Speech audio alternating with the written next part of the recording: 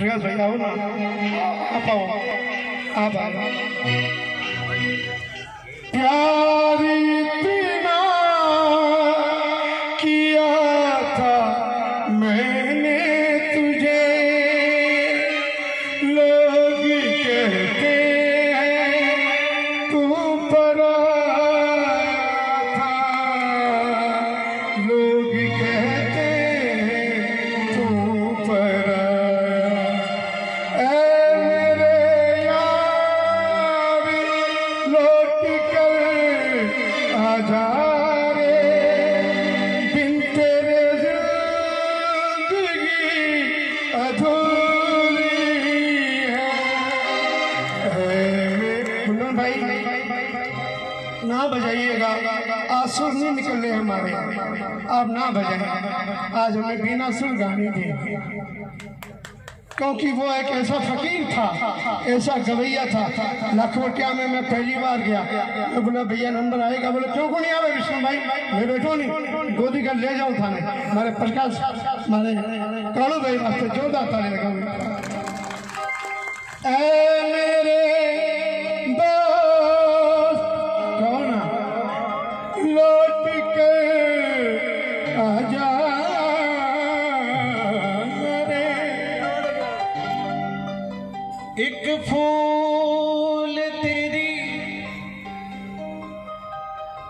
समाधि पे रख कर,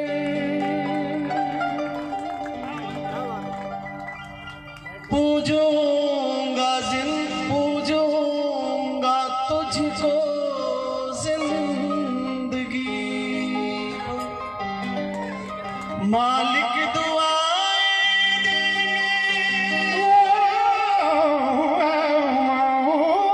मालिक दुआएं देंगे तुझको हमेशा, मेरे आंसू मेरी बेजुबानियां। हे मेरे दोस्त लौट के आजा, बिन तेरे जिंदगी अधूरी है।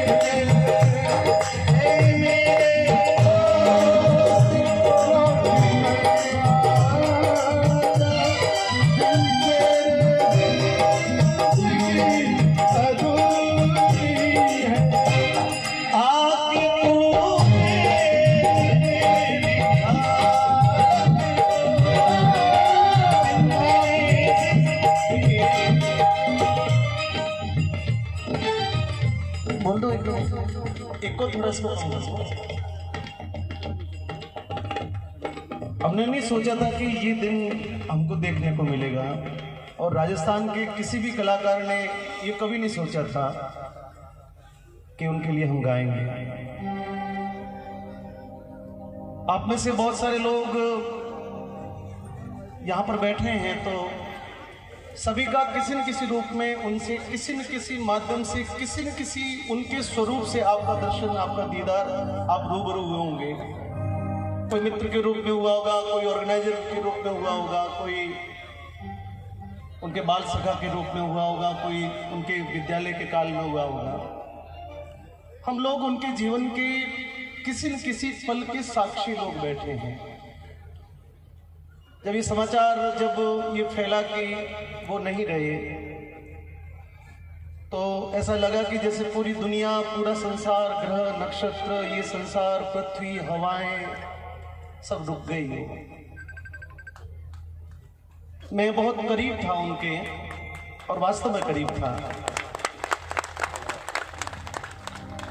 उनके जीवन की कुछ विशेषताएं थी जो शायद उनके गांव के लोग या उनके परिवार के लोग या उनके बहुत करीब के लोग उस बात को जानते हैं। उसमें से एक बात का साक्षी मैं हूं, क्योंकि जब भी मुझे वो फोन करते थे तो सिर्फ और सिर्फ अपने मन की बात करने के लिए फोन करते थे। और उनकी एक आदत थी कि जब तक फोन रिसीव नहीं होता था तब तक वो लगातार फोन करते थे, भले आधा घंटा, घंटा पर।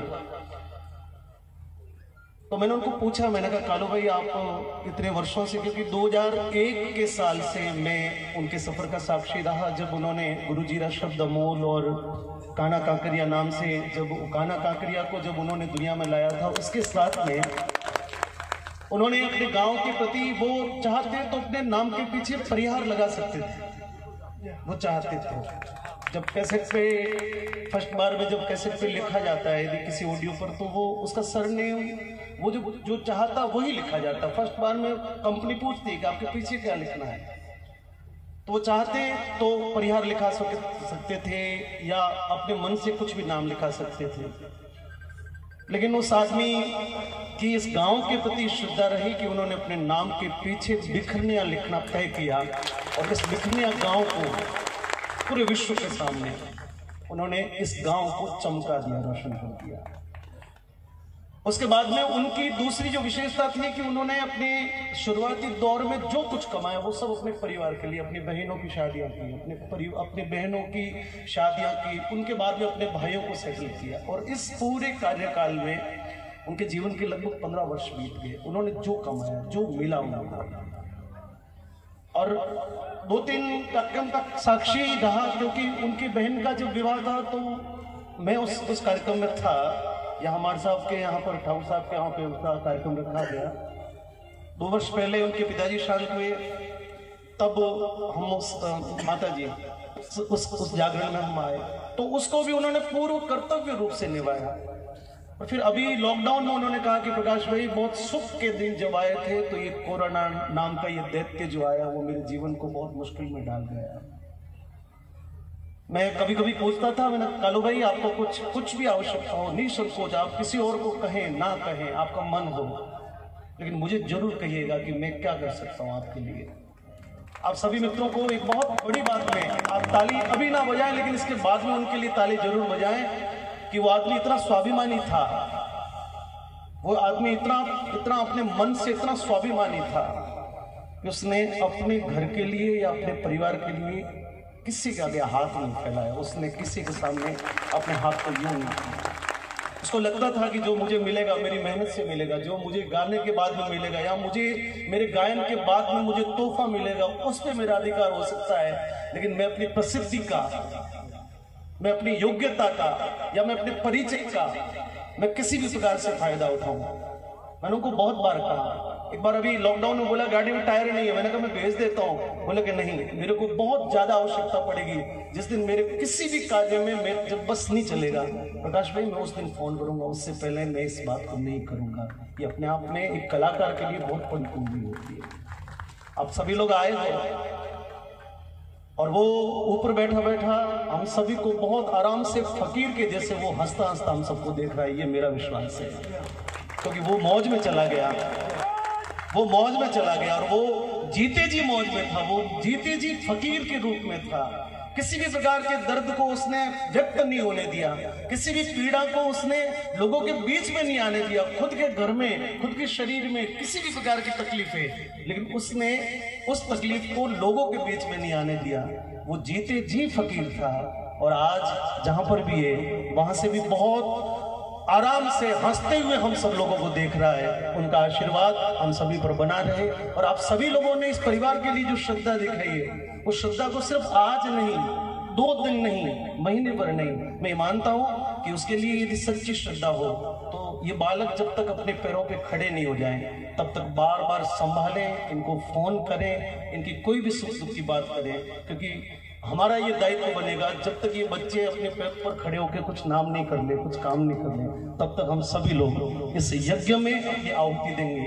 ये मेरा विश्वास है। घोषणा किसी प्रकार की करने की आवश्यकता नहीं है, बस अपनी अपनी श्रद्धा के अनुसार जो चले वो आपका कालू भाई के प्रति, उनके प्रति आपकी सबकी निष्ठा होगी। बस ये 2 लाइन मैं इनके साथ में गा लेता हूँ।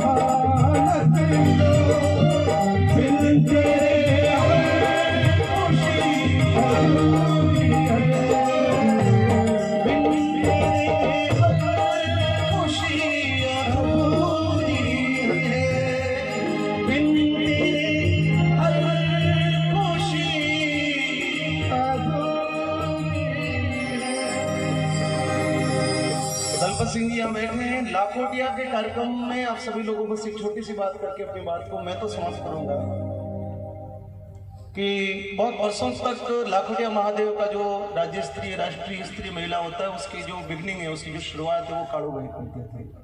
सरस्वती वंदना उनके खाते में फिक्स लिखी होती थी, उनको याद है। ताली बजाओ एक बार जो।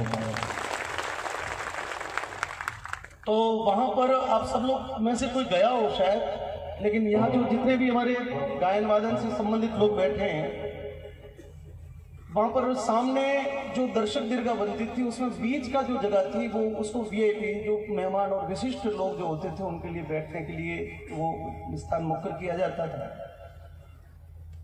तो जो भी राजनीति से जुड़े हुए या जो भामाशाह लोग हैं या जो समाज में अपनी प्रतिष्ठा रखते हैं उन लोगों के लिए बैठने के लिए संजोग से ये दलपत जी हमको, मनचला जी को, विष्णु भाई को, इनको भी आग्रह करते थे। आशा जी बैठे हैं, गजेंद्र जी हैं, तो जो भी वहाँ पर वरिष्ठ जो दिलीप भाई है, मैं सबके नाम लूँगा तो लंबा हो जाएगा, आप अन्यथा नहीं लें, पर जो भी वरिष्ठ तत्व तो इनको लगता था कि उस दर्शक दीर्घा में वीआईपी जगह पर उनको बिठाएं। तो वो भाई भी आते और वो अपनी मौज में आते थे, अकेले नहीं आते कभी। वो 5-10 लोग अपनी गाड़ी में मस्ती वाले लेके आते। तो हम बहुत आग्रह करते थे कि कड़वे हमारे साथ में आकर बैठो, लेकिन वो हमेशा अपनी मौज में अपने आए हुए साथ में लोगों के साथ में अलग ही अपनी मस्ती में बैठते थे। ये भी अपने आप में अपने लोगों के प्रति उनकी श्रद्धा थी। और अभी जब यहाँ पर दलपत सिंह जी आए हम लोग बैठे थे तो मैं सच कह रहा हूँ कि मेरा भी थोड़ा सा मानसिक अभी ये कोरोना के कारण से ठीक नहीं है। थोड़ी देर के लिए मैं भूल गया, मुझे भी लगा कि शायद लाखोटिया के कार्यक्रम में बैठे हैं, मनचला जी इधर बैठे हैं, इधर बैठे हैं और काड़ू भाई उधर पीछे बैठे होंगे, ऐसा एक विचार आया मन में। लेकिन अचानक से जब उनकी तस्वीर देखी फिर याद आया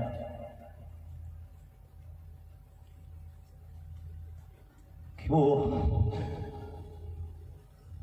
कहीं नहीं, वो और बीच में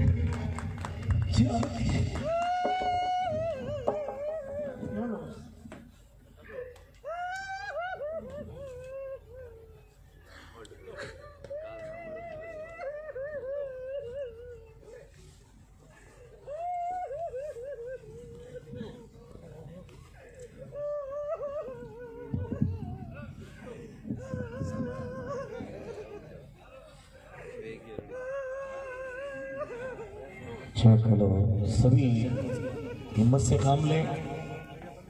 और हम सब भजन गायक शैली से हैं, हम मंच पर भजन गाते हैं, दुनिया को कुछ ना कुछ बातें सिखाते हैं, तो कुछ हम लोग भी ग्रहण करते ही हैं।